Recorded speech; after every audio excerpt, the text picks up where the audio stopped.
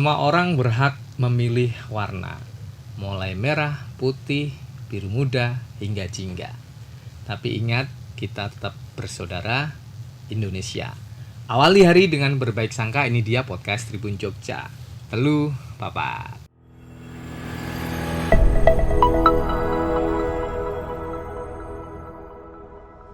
Halo Tribuners, Assalamualaikum warahmatullahi wabarakatuh. Salam sejahtera, Om Swastiastu. Jumpa lagi di podcast Tribun Jogja, ngobrolin Jogja. Dan bersama saya Yuda Kristawan di Studio 52 Tribun Jogja sudah hadir 3 narasumber yang akan sharing informasi bersama kita semua. Dan teman-teman nanti silakan menyaksikan di kanal YouTube Tribun Jogja Official dan di fanpage Facebook Tribun Jogja. Dan tema hari ini adalah seputar praktek, ya, ngobrolin bagaimana itu Undang-Undang Keistimewaan Nomor 13 Tahun 2012 yang selama ini digadang-gadang menjadi satu aset yang sangat berharga untuk kemajuan daerah istimewa Yogyakarta. Yang pertama di Studio 52 Tribun Jogja sudah hadir ada Ketua Komisi A DPRD Daerah Istimewa Yogyakarta, Bapak Eko Suwanto. Selamat sore, Pak. Selamat sore, Assalamualaikum warahmatullahi wabarakatuh. Waalaikumsalam warahmatullahi wabarakatuh. Terima kasih, kita jumpa lagi. Oke, dan selanjutnya ada Pak Agung Supriyono. Bapak Agung ini selaku pensiunan Kepala Badan Kesbangpol Daerah Istimewa Yogyakarta. Tentu ini Kesbangpol kaitannya erat ya, Pak. Ya, dan sekarang praktisi hukum. Praktisi hukum tambah. Oke. Dan yang saat ini juga ini tokoh keistimewaan, siapa lagi kalau bukan Mas Hasto, Ketua Sekber Keistimewaan Daerah Istimewa Yogyakarta. Yep. Selamat sore, Mas. Ya. Oke. Dan teman-teman silakan nanti bisa berpartisipasi aktif melalui kolom live chat. Silakan untuk memberikan saran, kritik, membangun, dan tentu harus bertanggung jawab ya. Karena ini untuk kebaikan bersama. Langsung saja kita ke Pak Eko Suwanto. Pak, tentu Daerah Istimewa Yogyakarta kemudian setiap ada isu yang berkaitan dengan keistimewaan Yogyakarta ini menjadi seksi dan selalu menasional. Ukurannya salah satu indikasi adalah trending di Twitter. Dan belakangan ini trending lagi gitu. Nah, ini mungkin teman-teman yang baru tinggal di Jogja itu juga belum mengerti secara keseluruhan. Nah, mungkin Pak Eko punya informasi yang bisa di-share di sini sebelum kita ngomong lebih dalam. Oke, Mas Yuda. Undang-Undang Keistimewaan DIY ya. Nomor 13 tahun 2012 itu adalah konsekuensi logis ya, dari konstitusi ya, dari pasal 18 huruf B ya, Undang-Undang Dasar Negara Republik Indonesia tahun 1945 ya, yang mana negara memberikan penghormatan, negara memberikan penghargaan sekaligus pengakuan ya, bagi keistimewaan maupun bagi kekhususan dari berbagai daerah. Ya. Jadi sebetulnya ya tidak hanya Jogja. Di DIY kita punya undang-undang keistimewaan, ya, di Jakarta ada undang-undang tentang daerah khusus ibu kota, ya, kemudian di Papua juga ada undang-undang otonomi khusus, di Aceh juga ada penghargaan terhadap otonomi khusus di Aceh. Jadi ya, ini sebagai bentuk betapa pendiri negara ini sangat mengerti dan sangat memahami ya, betapa Indonesia itu memang hadir dengan berbagai keragaman, berbagai kebinekaan yang ada, dan ya, itu terangkum di dalam NKRI. Ya. Nah, terkait dengan sejarah keistimewaan DIY, kita penting untuk memahami setidak-tidaknya 3 hal. Ya. Yang pertama adalah peran dan juga kontribusi baik yang pertama Kasultanan, ya, Kadipaten Pakualaman maupun rakyat Jogja itu sendiri di dalam perjuangan kemerdekaan Republik Indonesia maupun di dalam mempertahankan kemerdekaan Republik Indonesia. Kita tahu betapa tokoh-tokoh masyarakat ya pada masa itu menjadi anggota BPUPKI, ya, menjadi anggota Badan Penyelidik Usaha Persiapan Kemerdekaan Indonesia. Pada tanggal 29 Mei sampai dengan tanggal 1 Juni 1945 ya, sudah bersidang. Ya. Ada tokohnya di Jogja ya. Kusumo, ya, kemudian ada Kiai Haji Abdul Karim Musakir, ya, ada BPH Bintoro, BPH Purwoboyo, Ki Hajar Dewantoro, bahkan ketua BPUPKI juga dari Jogja juga, Dr. Ajiman Widodiningrat. Jadi nah, ini kemudian dalam perjalanannya peran Kasultanan juga sangat besar. Ya. Kita lihat pada saat ibu kota dipindahkan dari Jakarta ke Jogja. Ya, tidak hanya memberikan kesempatan ya, untuk ibu kotanya di Jogja, dan resikonya kan besar waktu itu, ya, karena berhadapan dengan penjajah toh. Ya. Artinya resikonya juga resiko diperangi ya, resiko juga tidak hanya dimusuhin tapi juga diperangi oleh penjajah itu sendiri, dan itu resikonya sangat besar. Tapi betapa hebatnya si Sultan ini bersama KGPAA Pakualam yang ke-8 ya, itu firm. Jadi artinya dengan keyakinan yang kuat kemudian membantu Bung Karno dan Bung Hatta. Ya. Gitu ya. Sehingga di situ kan kelihatan betapa perannya itu sangat besar, termasuk maklumat 5 September ya. ini juga declare ya betapa Jogja yang sudah memiliki pemerintahan sendiri pada masa itu, punya wilayah sendiri, punya struktur pemerintahan juga, bergabung dengan Republik. Dan kemudian di awal tahun 46 ya, ketika ibu kota pindah dari Jakarta ke Jogja, tidak hanya tempat tapi juga membantu hibah. Jadi karena Bung Karno Bung Hatta ya menggelorakan semangat untuk melawan penjajah pada saat itu, Sultan Hamengkubuwono yang ke-9 ini memberikan hibah kurang lebih 6 juta gulden waktu itu untuk mendorong, untuk membantu roda pemerintahan pada masa itu. Dan tidak hanya dari sisi hibah saja, juga tenaga, pikiran dan seluruhnya. Nah, Paku Alam juga sama ya, Paku Alam yang ke-8 meminjamkan kamar untuk Bung Karno dan Bung Hatta. Itu ada kamar yang di sisi barat itu di dekat Bangsal Parangkarso ya. Itu Bung Karno tinggal di sana. Di sebelah timur Bung Hatta tinggal di sana. Jadi betapa rakyat Jogja ini punya kontribusi besar. Maka kemudian lahirlah ya undang-undang pembentukan Daerah Istimewa Yogyakarta nomor 3 tahun 1950. Ini yang menurut saya penting dari aspek sejarah. Kemudian yang kedua, selain dari aspek sejarah, aspek konstitusi. Bahwa Pancasila dan juga Undang-Undang Dasar 1945 jelas memberikan amanat gitu ya, untuk menghargai, untuk memberikan penghormatan atas keistimewaan dan kekhususan. Sehingga 1945 itu lahir Undang-Undang Dasar, tahun 1950 lahir Undang-Undang Pembentukan DIY yang sesuai dengan nafasnya konstitusi dan Pancasila ini.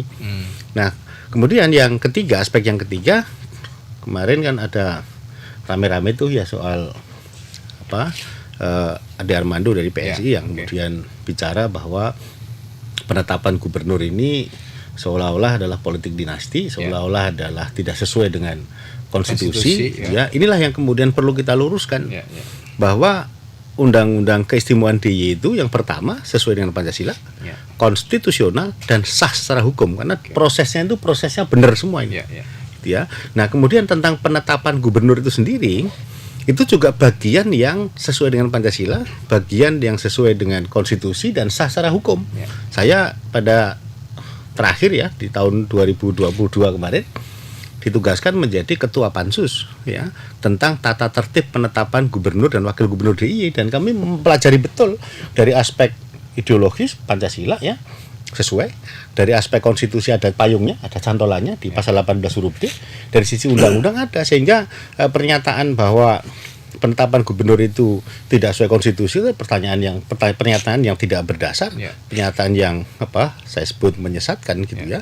Dan inilah yang kemudian perlu kita sikapi secara jernih, dan harapan kita pengertian, terutama pengertian tentang penetapan gubernur dan wakil gubernur DIY ini harus dengan 3 aspek. Yang pertama adalah aspek kejernihan pikiran atas penghargaan sejarah. Jadi ini tidak tiba-tiba, bukan karena kehendak orang per orang, ini kehendak konstitusi dan sejarah, gitu ya. Dan di Indonesia tidak satu model loh ya untuk rekrutmen kepemimpinan. Kita lihat misalnya di Jakarta.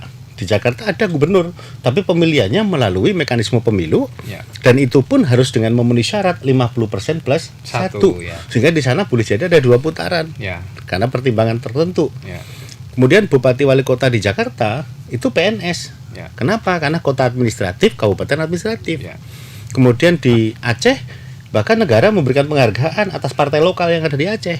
Yang di Jogja nggak ada. Nggak ada di semua tempat ya, hanya di Aceh. Jadi ini saya kira hal yang penting untuk dipahami, bahwa konstitusi kita itu memberikan ruang yang luas kepada kekhususan dan keistimewaan, sehingga saya bisa memastikan bahwa masyarakat di DIY bersama-sama dengan kita juga adalah mendukung penuh atas penetapan Sultan Hamengkubuwono yang ke-10 sebagai gubernur, juga KGPAA Paku Alam yang ke-10 sebagai wakil gubernur. Mengapa? 1, sesuai dengan Pancasila, 2, sesuai konstitusi, 3, sah dan benar menurut hukum. Jadi ini saya kira tidak perlu diperdebatkan lagi soal ini. Bahkan ketika nanti perlu penjelasan lebih mendalam pun, saya sudah siapkan bahan-bahan yang memadai lah untuk kemudian bisa diskusi ya secara terbuka ya Pak Eko. Oke, langsung kita ke Mas Hasto. Mas Hasto, tentu sejak ditetapkan Undang-Undang Keistimewaan 2012, maksudnya sudah 11 tahun nih Mas. Ya. Mas Hasto sudah mengawal ini 11 tahun ya, 1 dekade lebih 1 tahun. Mengalami beberapa kali goncangan gitu ya. Entah itu motivasinya dalam konteks digoreng secara politik atau tidak. Kenyataannya masih ada oknum yang mewakili entitas apapun yang kemudian mencoba berusaha mengangkat isu ini kembali. Dari sekretaris Sekber Keistimewaan gimana Mas merespon ini? Ya, saya melihat fenomena politik nasional hari ini itu semuanya tarikannya sangat besar ke persoalan Makstat, bukan ke Rekstat. Jadi kita harus ingat bahwa negara kita itu adalah negara hukum atau Rekstat, bukan negara kekuasaan atau Makstat. Nah ini semuanya tarikannya ke Makstat. Padahal karena manis itu kekuasaan. Ya, padahal kekuasaan itu harus tunduk pada hukum, harus tunduk pada konstitusi. Harusnya ya. Ya, nah jelas sebenarnya kecelakaan seperti Ade Armando itu adalah karena memang cara berpikirnya cara berpikir kekuasaan. Dia tidak membaca, tidak belajar, tidak memahami bahwa ada the real konstitusi Undang-Undang Dasar 1945 itu bersifat lex specialis, di mana memungkinkan adanya sesuatu yang berbeda karena hak asal usul seperti tadi disampaikan. Ada histori kuat yang tidak bisa diubah juga karena itu fakta sejarah. Ada persoalan masa lalu, asal usul bahwa di konstitusi itu jelas menghargai satuan-satuan pemerintah daerah yang bersifat khusus atau istimewa.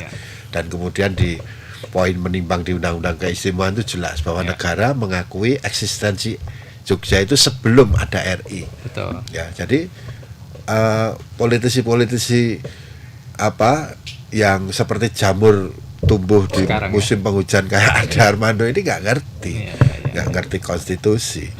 Karena apa? Dia maunya konstitusi itu melayani kepentingan dia. Nah, sekarang kalau mau kita bandingkan apa yang disoal Ade dengan Undang-Undang Keistimewaan, ya sangat jauh panggang dari api. Ya kan, Undang-Undang Keistimewaan itu dibahas dalam masa 2 kali periode DPR RI lama loh itu. Hampir 10 tahun 2004 start. Sebenarnya lebih jauh lagi mulai 98, tapi waktu itu kan belum masuk pembahasan parlemen. Masuk di parlemen 2004, 2009 belum selesai. Maju lagi di 2009 sampai periode 2014 tapi selesai di 12. Kalau mau dibandingkan dengan apa yang dilakukan kelompoknya Ade Armando merubah konstitusi, kalau menurut Saldi Isra itu hanya sekelebat dalam hitungan detik atau hitungan hari. Ini kan tidak prosesnya panjang dan tidak hanya di parlemen aja, gerakan rakyat juga luar biasa. Dan kemarin direspon juga ya oleh mewakili rakyat Jogja ya kemarin ada aksi langsung merespon situasi itu ya. Oke, Mas Hasto masih. Tentu ini kemudian pelaksanaan Undang-Undang Keistimewaan ini tentu jadi harapan semua masyarakat DIY ya Mas ya. Untuk kemudian capaiannya adalah mewujudkan masyarakat DIY yang adil, makmur, sejahtera dan sebagainya. Seperti apa Mas kalau dalam konteks itu? Ya, 11 tahun Undang-Undang Keistimewaan saya juga banyak memberikan saran masukan kepada pemerintah DIY bahwasanya program itu harus betul dirancang dan memiliki impact yang nyata untuk persoalan-persoalan yang menjawab isu-isu ekonomi di Jogja, soal kemiskinan, persoalan upah buruh, persoalan lingkungan, macam-macam ya, itu harus bisa direspon. Termasuk kemudian mana sih sebenarnya yang itu menjadi yang harus dibiayai dengan dana keistimewaan dan yang tidak. Karena saya menengarai ada program-program atau belanja-belanja yang itu harusnya di-cover oleh APBN atau APBD murni, tapi di-cover oleh DAES. Nah, terus apa bedanya kan begitu. Ya, termasuk juga proyek-proyek besar yang menggunakan DAES, tapi itu juga menimbulkan presiden. Jadi meskipun kami ini loyalis keistimewaan, kami pendukung Kesultanan dan Kadipaten, tapi manakala dalam proses perumusan kebijakan dan implementasi kebijakan di pemerintah itu juga tidak benar, kita juga akan kritis. Kalau menurut Mas Hasto lagi, sabar ya Pak Agung ya. Santai. 1 dekade plus setahun. Kan apa itu tidak cukup waktu untuk kemudian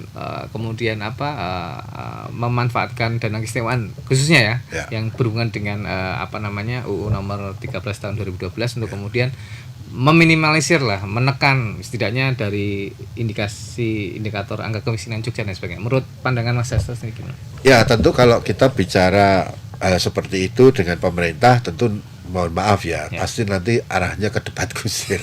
Karena teman-teman eksekutif pasti juga akan bicara data, bicara capaian dan sebagainya. Tapi kalau kita masyarakat itu kan melihatnya lebih sederhana. Ya. Lebih simpel ya. Lebih simpel. Selama itu bermanfaat dengan saya itu dianggap Betul. berhasil gitu ya. Salah satu persoalan yang hari ini dialami DIY dan juga kabupaten kota adalah persoalan sampah misalnya.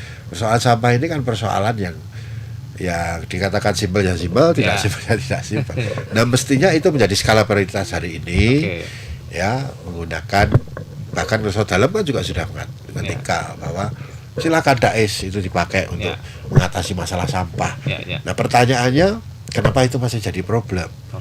Kalau kita mengacu pada undang-undang sampah itu kan kewenangan kabupaten kota. Pertanyaannya bupati wali kotanya ngapain kan gitu. Ya, ini saya kira juga jadi refleksi yang tajam. Berarti butuh duduk bersama lagi ya?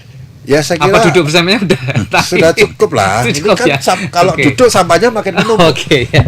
Butuh kerja bersama. Jangan duduk aja. Satset. Ke Pak Agung. Pak Agung ini sesepuh ini yang sudah mafhum di dunia seperti ini dan sekarang praktisi hukum ya. Nah, melihat persoalan ini muncul kembali seperti apa? Fenomena ini kan siklus ya. Dulu era SBY juga muncul ya, persoalan ini. Soal keistimewaan ini. Seperti apa Pak Agung? Mestinya kita tidak melihat seperti membalikkan telapak tangannya. Dari sejarah sudah tampak jelas. Kemudian dari Undang-Undang Dasar, normnya sudah jelas, peluang dan perjalanan yang cukup panjang sejak 17 Agustus September 45 sudah diakui keberadaan istimewanya itu. Kemudian baru diusahakan dan seterusnya lebih dikonkretkan kepada undang-undang keistimewaan. Nah, ini bukan permintaan Jogja, maaf. Jadi permintaan pemerintah yang melihat peluang dan kewajiban yang dilakukan oleh pusat sampai ke daerah. Nah, ini betul-betul usaha-usaha ini dilakukan oleh orang lain, bukan orang Jogja khususnya. Ketika orang Jogja menangkap saja. Sehingga kalau sekarang orang masih mempersoalkan masalah keistimewaan, ya orang yang sangat picik dan tidak jauh dari sejarah berarti ya. Iya. Cari masalah. Iya. Ini orang-orang yang cuma cari masalah saja. Dan dia siapa misalnya kan? Padahal rentang dari maklumat 5 September sampai 2012 tuh lama sekali kan undang-undangnya baru terbentuk gitu ya. Jangan melempar sembunyi tangan dong.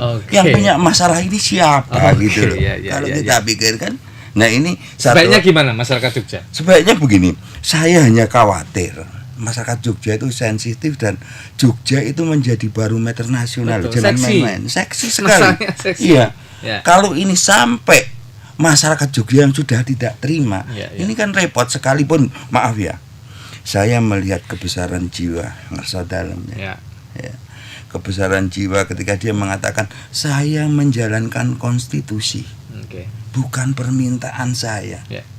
Kemudian sampai dengan dia tidak pernah memerintah masyarakatnya untuk berpendapat, bahkan untuk berekspresi. Mau gimana dia? Nah, persoalan ini mestinya menjadi persoalan masyarakat yang tidak terima dengan keistimewaannya diganggu orang lain.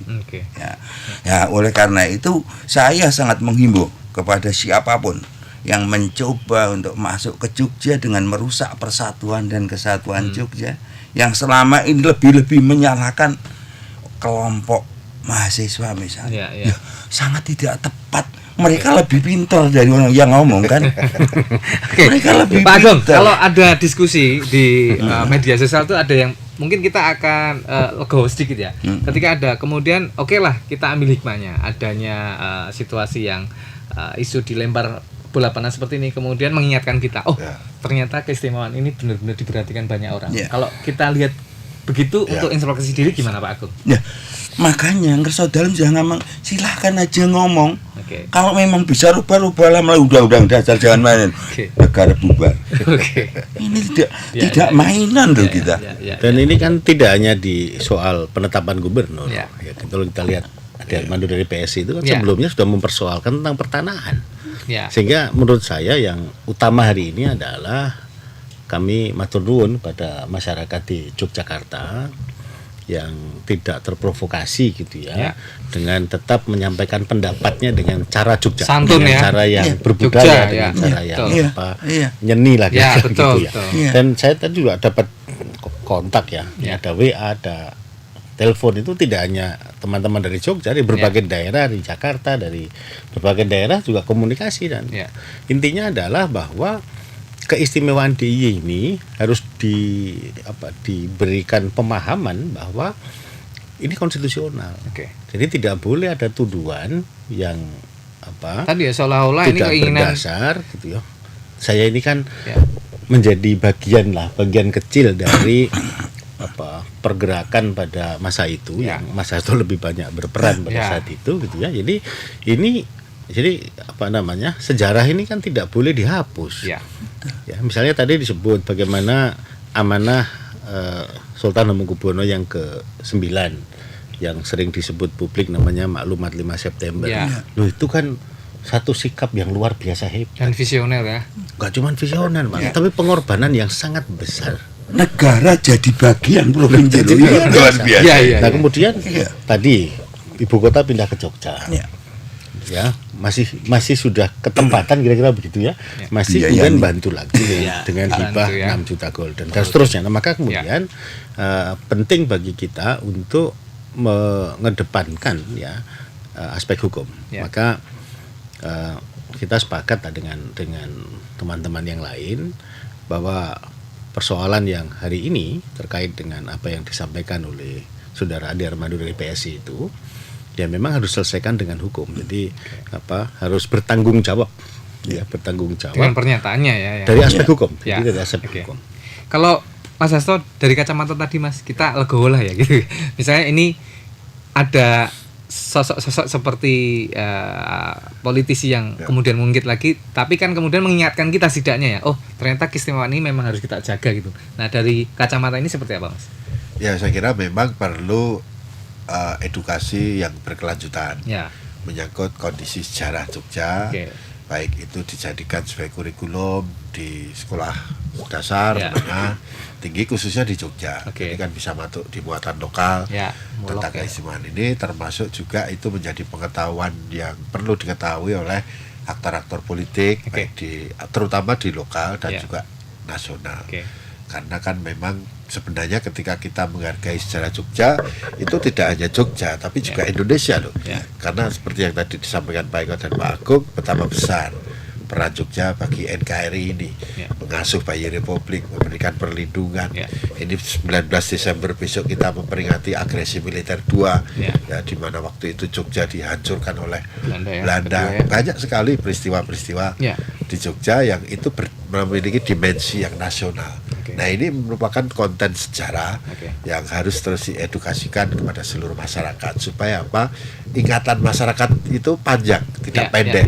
Karena tarikan maksa tadi kan tidak parsial utuh gitu ya, maksudnya manusia utuh. Kalau ini kan tarikannya kekuasaan tadi. Yang pragmatis jadi menggunakan momentum kekuasaan untuk mendulang kepentingan elektoral, dilalah keliru gitu. Dan sesaat gitu ya. Jadikan malah ini. Ya, terima kasih Mas. Terakhir Pak Agung, monggo Agung pesen ini untuk teman-teman yang setia menjaga UU Keistimewaan dan termasuk semua komponen masyarakat Jogja dari semua stakeholder semua komponen masyarakat DIY, baik itu masyarakat DIY yang punya KTP sini maupun pendatang yang sedang berada di sini kan jadi bagian utuh dari masyarakat DIY. Gimana Pak Agung?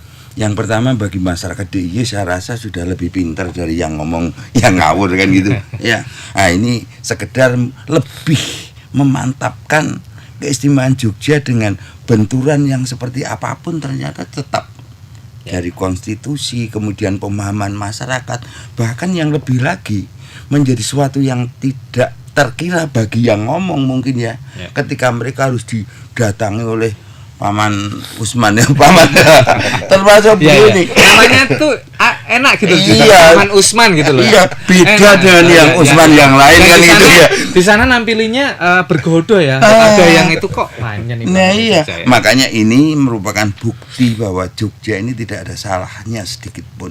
Dan masyarakat pun sangat kental dan paham tentang apa sih istimewa dan implementasinya kayak apa. Nah ini menjadi satu persatuan dan ini mudah-mudahan menjadi contoh bagi wilayah di luar Jogja bisa bersikap dewasa sebagaimana harapan dari pemerintah. Pak, boleh ditambahin Pak? Apa? Artinya kemudian kalau masyarakat pengen ngasih masukan, kritik, saran dan dukungan dan bertanggung jawab boleh sekali ya. Oh sangat boleh. Kita itu diharapkan ya, karena demi keistimewaan ini lebih baik lagi. Terakhir Pak Eko. Gini Mas, apa yang dilakukan oleh Ade Armando dari PSI ini itu bukan kritik, Pak. Itu fitnah, itu tuduhan yang tidak berdasar. Agak berbeda misalnya ketika sama juga ketika saya sebagai ketua komisi A memberikan masukan kepada pemerintah daerah, ini ada angka kemiskinan masih 14,9% dan seterusnya, kita harus kerja keras, maka kemudian kita dukung PKK Kalurahan, kemudian sekarang pun kita memperjuangkan rancangan perda tentang pembangunan tentang pemajuan pembangunan dan pemberdayaan masyarakat kelurahan dan kelurahan untuk memberikan jaminan agar dana itu bisa sampai ke kelurahan dan kelurahan, itu kritik, itu masukan. Tapi kalau apa yang dilakukan oleh Ade Armando dari PSI itu kan tuduhan yang tidak berdasar, menyesatkan dan sekaligus melukai hatinya rakyat di Jogja ini. Sehingga menurut saya penyelesaiannya agar tidak berlarut-larut proses hukum. Jadi termasuk ujaran kebencian, provokasi, fitnah itu diatur undang-undang, jangan main-main. Betul. Ya, apalagi untuk orang Jogja ya. Jogja itu tidak bodoh loh. Jogja itu kawah condro di mukanya pemimpin nasional bahkan internasional. Hati-hati bagi mereka yang bicara ngawur ya. Jadi ultimatum, silakan Mas Hasto terakhir. Silakan. Saya kira yang paling penting bagi semua saja, terutama para pengambil kebijakan untuk bisa lebih kenceng menyuarakan tentang esensi keistimewaan ini dalam berbagai kesempatan supaya itu juga semua pihak itu bisa lebih ngerti dan menghargai kondisi keistimewaan di Yogyakarta. Tentu tidak melakukan tadi bangunan sejarah yang semua harus bukan parsial tapi utuh nih gitu ya. Oke, terima kasih ketiga narasumber kita sore hari ini, Pak Eko Suwanto, Ketua Komisi A DPRD Daerah Istimewa Yogyakarta, Mas Hasto, Ketua Sekber Keistimewaan Daerah Istimewa Yogyakarta, dan Pak Agung Supriyono, mewakili pensiunan Kepala Badan Kesbang DIY dan sekaligus sekarang sebagai praktisi hukum. Oke, terima kasih semuanya. Semoga ini menjadi pencerahan untuk kita semua ya. Dan penyikapannya kita harus bijaksana. Oke, terima kasih semua demi Jogja untuk istimewa. Terima kasih teman-teman, itu tadi podcast Tribun Jogja. Di Ngobrolin Jogja sore hari ini, kita jumpa lagi di episode mendatang. Saya Yuda Kristawan undur diri mewakili tim kerabat kerja Tribun Jogja. Kalau ada salah kata mohon maaf. Assalamualaikum warahmatullahi wabarakatuh. Salam sejahtera, Om Santi Santi, matur suwun. Terima kasih.